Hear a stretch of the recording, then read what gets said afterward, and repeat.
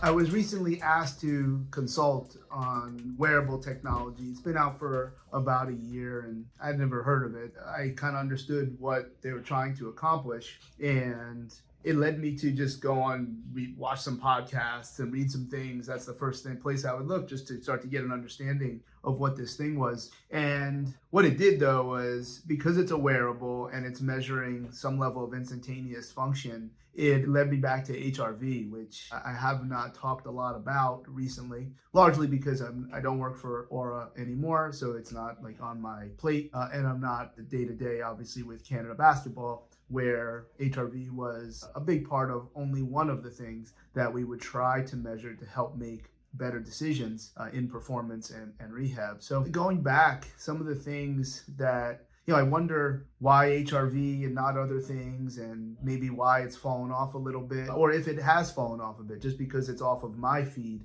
doesn't mean it's this thing that doesn't matter anymore. But going back, and it was pretty easy to try to recount maybe some random thoughts here on HRV. Number one, when you see the number that represents HRV, that's really only one of many different types of HRV. And what you're looking at, the root mean square, the successive differences of the standard deviation, RMSSD. And that is typically accepted as this global best aggregate of all the other different types. And there's many, too many to name because I don't even have them all memorized, but I do know that you can measure variability in a number of different ways. You can measure it frequency dependent. You can, like what most of the things that we're seeing, you can look at it from a time dependent, and how variable does it take to reach a certain part of the ECG.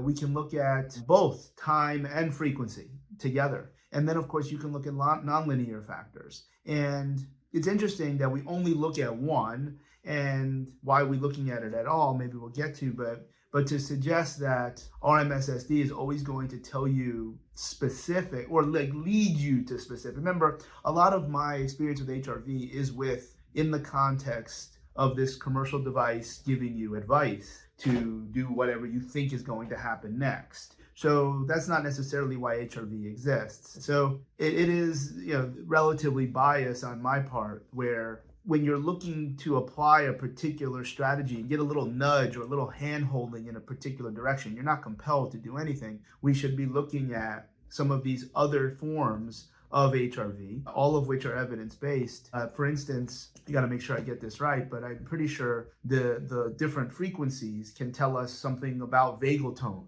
So then we can create a physiological environment that affects vagal tone.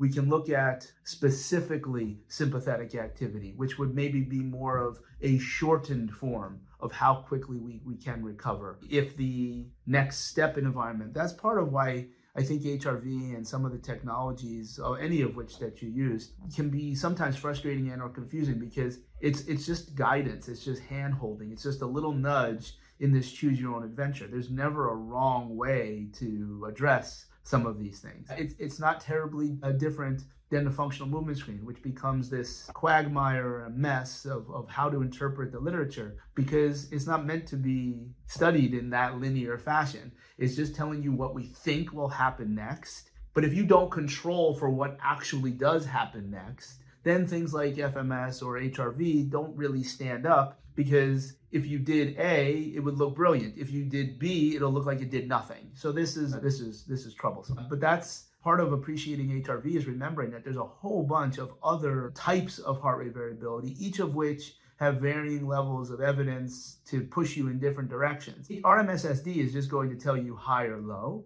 And from that point, if it's low, well, maybe you want it to be low because you just trained really, really hard, or there are other environmental factors that you didn't necessarily expect or control for, but you have some form of objective information that you are being impacted from things like travel, lack of sleep. Maybe you're eating some things that are really, really awful. Maybe you're getting sick. If your HRV is always high, and this is somewhat of a condemnation of a lot of the wearables that do this, like there's value for you having a high HRV. That is a very, very good thing for future types of stress and future levels of adaptation. But that also means you're not training hard. If you're always high, it should be high when you're ready to bring the heat again. If it's not, you can still probably create some adaptation, but you're going to pay for that adaptation when you're in lesser environments of adaptability. So high and low doesn't always tell you different things. Even when it's high though, and you do have access to all the different forms of heart rate variability,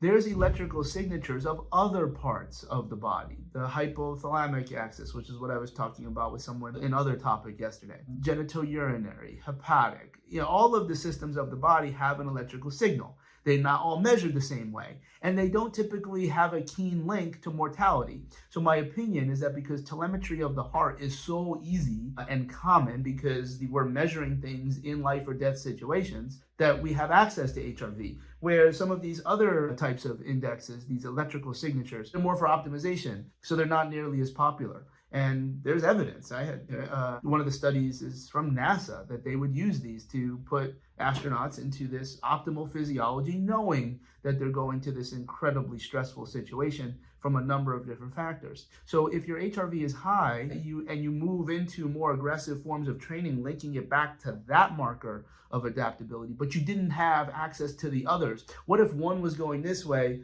but 3 or 4 were going that way? You'd probably go left instead of right. But if you go right, if you only have one arrow going that way, it's a big mistake. So you have to be very, very careful when you're only using HRV for some of these different factors. So there's a number of things to unwrap. Looking at HRV on a total 24-hour basis, I'm not sure that makes any sense. I don't know why I would want that. I want to see what is the cumulative effect of these things and looking at other forms of HRV so I could properly apply different recovery interventions or take advantage of a system that's showing high levels of adaptability, meaning you're bringing it and bringing it and bringing it, but then the dance is, okay, are you going to bring it one more day or are you going to fall off the cliff?